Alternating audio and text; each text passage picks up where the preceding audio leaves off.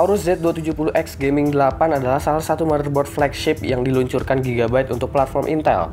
Gigabyte sendiri bilang kalau produk flagship mereka ke depan nanti akan menggunakan nama Aorus, bukan lagi G1 Gaming atau Extreme Gaming.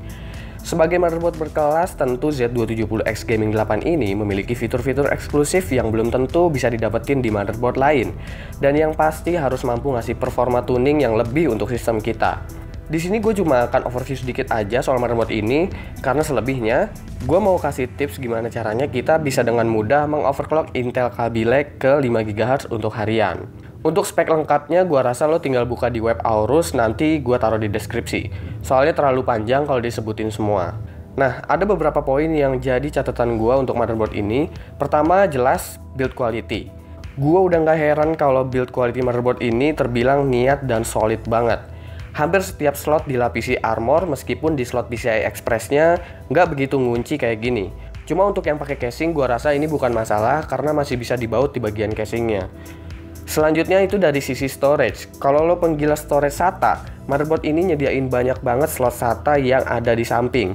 Nggak cuma itu aja, masih ada slot M2 yang udah support NVMe, bahkan Intel Optane karena ini adalah Z270. Slot RAM pada motherboard ini ada 4 dan maksimum modul yang dapat digunakan adalah dual channel. Dengan kata lain, ketika kita pasang 4 slot RAM, kontrolernya tetap dual channel bukan quad channel. Jujur gue seneng dengan motherboard yang udah disediain WiFi juga Thunderbolt. Tapi sebaiknya Gigabyte juga nggak ngelupain port USB Type-A-nya karena bisa dibilang port USB-nya sedikit di sini. Yang ada malah LAN portnya ada 2. Soundcard onboard yang digunain di Z270X Gaming 8 udah langsung dari Creative Sound Blaster, which is itu adalah salah satu brand soundcard yang cukup ternama juga sepengetahuan gua. Dan di sini juga Gigabyte memberikan hybrid waterblock pada area VRM yang dimana waterblock ini juga hasil kombinasi antara Gigabyte dan Beats Power. Ini akan menarik untuk penggila custom water cooling karena kita jarang banget temuin waterblock khusus untuk VRM. Cuma saking padat waterblocknya ini, terkadang malah bikin beberapa mounting CPU cooler jadi nggak bisa dipasang karena mentok sama waterblocknya. Untungnya masih ada cooler lain yang muat, jadi gua masih bisa tetap cobain tes motherboard ini. Jalan satu-satunya kalau mounting CPU cooler kalian mentok adalah dengan cara ngelepas waterblocknya. Tapi di sini, Gigabyte nggak ngasih heat spreader pengganti kalau waterblocknya dicopot. Jadi VRM kemungkinan akan telanjang dan malah jadi kurang baik nantinya. BIOS dari Aorus Z270X Gaming 8 ini terlihat friendly banget untuk easy mode-nya. Nggak terlalu banyak pilihan, lebih banyak monitoring, dan cuma ada pengaturan yang paling sering orang pakai, kayak XMP, booting, dan ada fitur easy overclocking. Di classic mode-nya di awal gue merasa bingung karena strukturnya kayak begini. Tapi lama-lama kebiasa juga.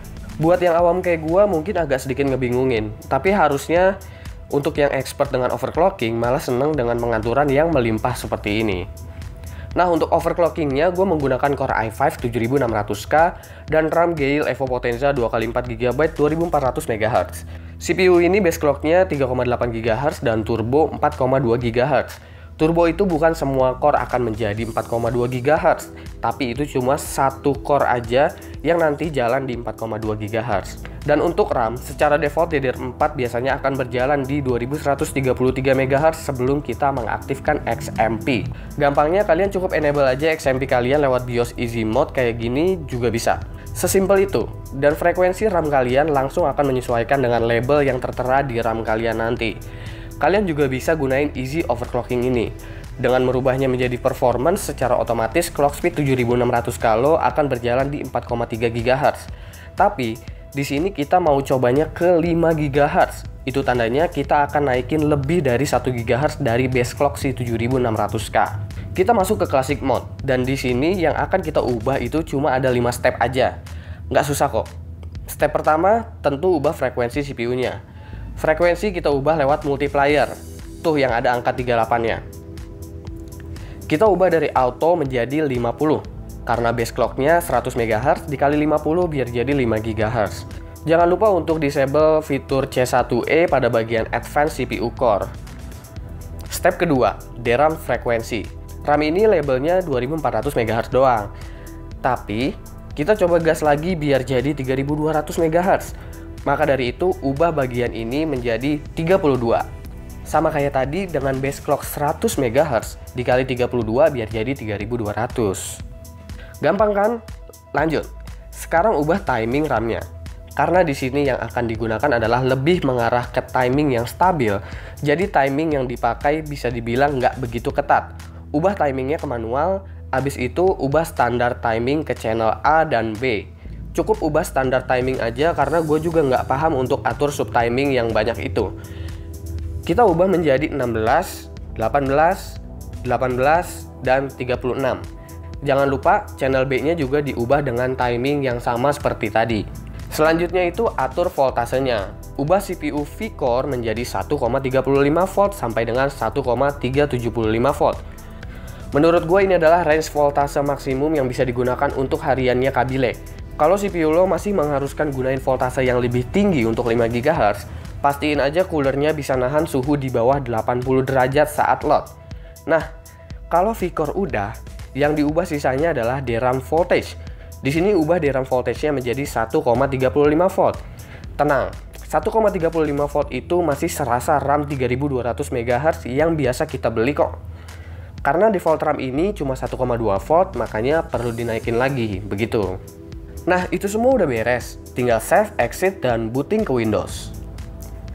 Setelah boot sukses, jangan lupa untuk cek lewat CPU Z, bener atau enggak udah jalan di 5 GHz CPU-nya. Dan cek juga speed RAM-nya.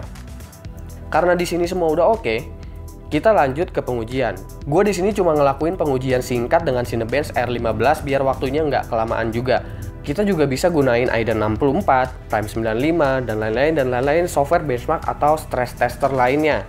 Karena Cinebench ini cukup simpel dan angkanya familiar sama kalian, makanya gue pilih ini.